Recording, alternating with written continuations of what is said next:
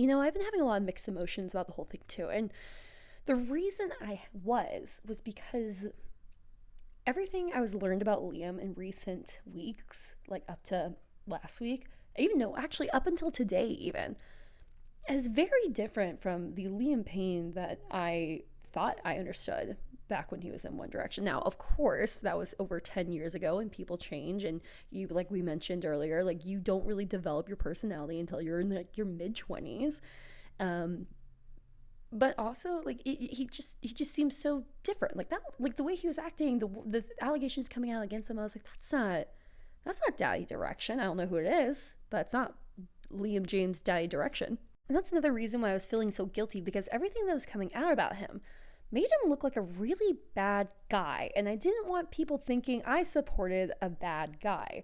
Because when I'm thinking about Liam, I don't think about, the 3 weeks leading up to his passing. I'm thinking about the 5 years I spent on Twitter trying to get him to follow me, which is a terrible example because that's how parasocial is that.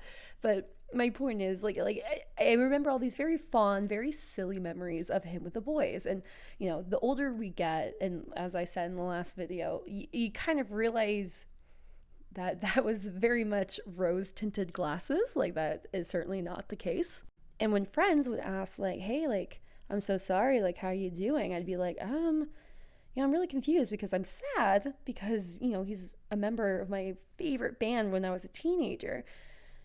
But he also, in recent weeks has come out to be not that great of a guy. And I feel bad mourning someone who was, icky.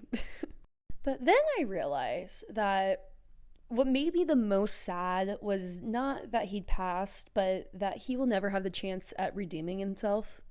Like, he won't have a chance to say, I messed up, I'm sorry. He won't be able to try and fix things. Like, it's just over, and it's really sad.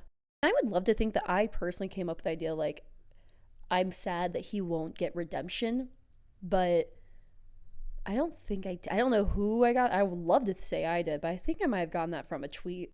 So if I just ripped you off, I'm very sorry. Please cite yourself as a source in the comments.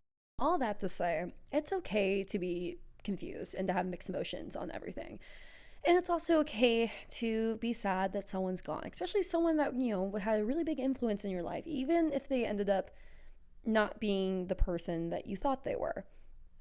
I don't know why I'm giving you life advice. You didn't ask for it, but here it is.